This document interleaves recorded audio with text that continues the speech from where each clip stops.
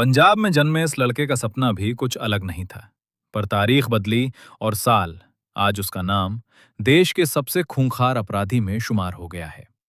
कैसे लॉरेंस बिश्नोई ने एक किसान परिवार से निकलकर जुर्म की दुनिया में खुद को बेताज बादशाह बना दिया। कैसे कानून की पढ़ाई करने वाले ने कानून तोड़ने की कसम खा ली। क्या हुआ था चंडीगढ़ यूनिवर्सिटी में, जिसने एक देश के लिए मेडल जीतने का सपना देखने वाले को अपराधी बना दिया। आज इस वीडियो में बात लॉरेंस बिश्नोई की। नमस्कार, मैं हूं प्रमोद यादव और आप देख रहे हैं जनसत्ता कौन कौन है लॉरेंस के सबसे खास गुर्गे। आज जानेंगे इस वीडियो में सब कुछ। लॉरेंस बचपन में सीधा लड़का हुआ करता था। उसके गांव वाले बताते हैं कि जब तक वो गांव में रहता था, उसकी किसी से भी कभी लड़ाई नहीं हुई। पढ़ने में अच्छा था तो पिता चाहते थे कि बड़ा होकर कोई अधिकारी बने। यही वजह है कि उसे पढ़ाई के लिए अबोहर के महंगे स्कूल में नाम लिखवाया गया। वहां से पढ़ाई खत्म करने के बाद लॉरेंस ने साल 2011 में ग्रेजुएशन के लिए चंडीगढ़ के डीएवी कॉलेज के लॉ डिपार्टमेंट में एडमिशन लिया और फिर इसकी मुलाकात गोल्डी ब्रार से हुई। धीरे धीरे इन दोनों में इतनी गहरी दोस्ती हो गई कि इनकी दोस्ती की कॉलेज में मिसाल दिए जाने लगा। ऐसे में इनका कुबा भी धीरे धीरे बढ़ रहा था। लेकिन किसे पता था उसकी ये दोस्ती उसे जरा की दुनिया में धकेल देगी। इस दौरान कॉलेज में छात्र संघ चुनाव हुए। चुनाव लड़ने के लिए लॉरेंस के दोस्तों ने सोपू यानी Student Organisation of Panjab University नाम का एक संगठन बनाया और उससे छात्रों को जोड़ना शुरू किया। फिर इस संगठन से लॉरेंस बिश्नोई ने छात्र संघ अध्यक्ष का चुनाव लड़ा, लेकिन हार गया। फिर क्या था? लॉरेंस हार को पचा नहीं पाया और जीतने वाले ग्रुप पर गोली चला दी। पहली बार इस मामले में साल 2012 में लॉरेंस जेल गया, लेकिन फिर वो जमानत पर बाहर आ गया। लेकिन तब तक वो जुर्म की दुनिया में अपना पैर रख चुका था। इस दौरान ये विवाद बढ़ता गया और दोनों गुटों में कई बार झड़पें हुई। फिर इसी मामले में साल 2014 में उसकी दूसरी बार गिरफ्तारी हुई और उसे राजस्थान के भरतपुर जेल में रखा गया था। जेल से कोर्ट में पेशी के लिए ले जाया जा रहा था, लेकिन बीच रास्ते से ही वो फरार हो गया। लॉरेंस के क्राइम की दुनिया में आने की एक दूसरी कहानी भी है।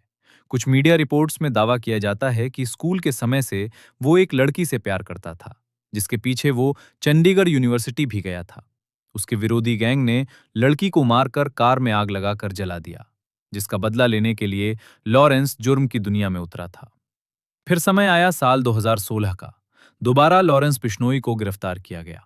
इसके बाद से ही लॉरेंस बिश्नोई जेल के अंदर बंद है और जेल के अंदर से ही अपना गैंग चला रहा है। साल 2021 में संगठित और अंडरवर्ल्ड अपराध की दुनिया से रोकने के लिए माकोका यानी Maharashtra Control of Organisation Crime Act के मामले में सुरक्षा को देखते हुए उसे तिहाड़ जेल लाया गया। इससे पहले वो पंजाब के भटिंडा जेल में बंद था, लेकिन वहां जेल में बैठकर लगातार क्राइम कर रहा था। लेकिन तिहाड़ में भी उस पर कंट्रोल नहीं किया जा सका। तिहाड़ में बंद रहने के दौरान ही उसने साल 2022 में Punjabi singer Sidhu Moosewala murder case की साजिश रची और उसे अंजाम तक पहुंचाया। सिद्धू मूसेवाला की हत्या के कुछ दिन बाद ही सलमान खान को जान से मारने की धमकी मिली थी। इसके बाद से ही लगातार वो सलमान को मारने की साजिश रच रहा है, लेकिन अभी तक सफल नहीं हो सका है। अब सवाल ये है कि जेल में बैठकर ये सब कुछ कैसे कर रहा है? जेल से कैसे गैंग ऑपरेट कर रहा है लॉरेंस?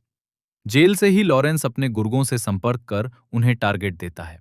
टारगेट मिलने के बाद उसके गुर्गे अंजाम देते हैं। मूसेवाला और बाबा सिद्दीकी के मामले में कुछ ऐसा ही हुआ है। जेल से लॉरेंस ने गोल्डी बरार को टारगेट दिया, जिसके बाद गोल्डी ने शूटर हायर किए, उनको हथियार मुहैया कराया और फिर हत्या हुई। इसी तरह फिरौती वाले मामले में पहले इसके गुरे फोन करते हैं और पैसे की मांग करते हैं। पैसा ना मिलने पर अंत में लॉरेंस कॉल करता है। लॉरेंस के कॉल के बाद भी नहीं पैसे मिले तो उसे लॉरेंस गैंग निशाना बनाता है और उसे मार देता है।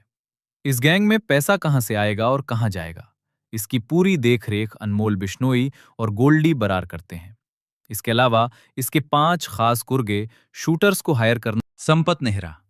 संपत नेहरा पर 30 से ज्यादा मामले दर्ज हैं।